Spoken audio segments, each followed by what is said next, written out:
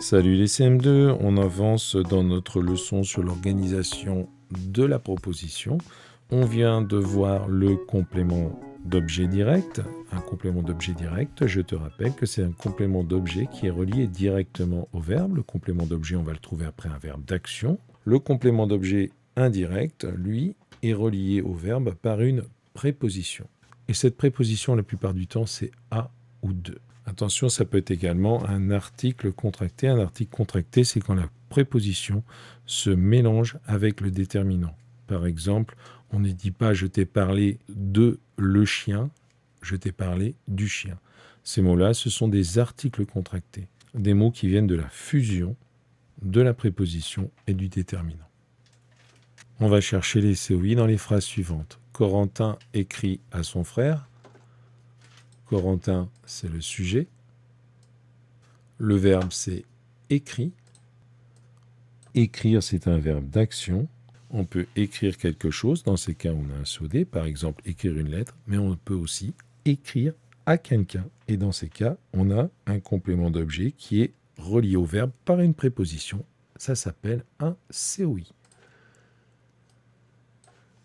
Ici, donc, un sujet, un verbe et un COI. Et dans ce cas, à son frère, c'est un groupe nominal. C'est un groupe de mots dont le chef est un nom. Un groupe nominal. Le verbe, c'est souvient. C'est le verbe se souvenir.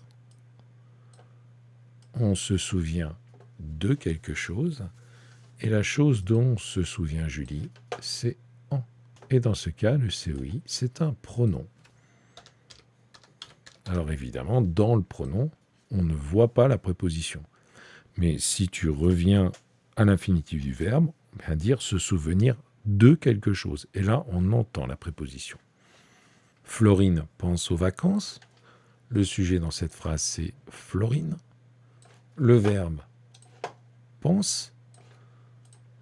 On a affaire à un verbe d'action. On pense à quelque chose. Et dans ce cas-là, Florine pense aux vacances. Aux vacances, COI. Ici, on a un article contracté, c'est ce que je t'expliquais tout à l'heure. On ne va pas dire Florine pense à les vacances, on dit Florine pense aux vacances. On a fusionné la préposition et le déterminant.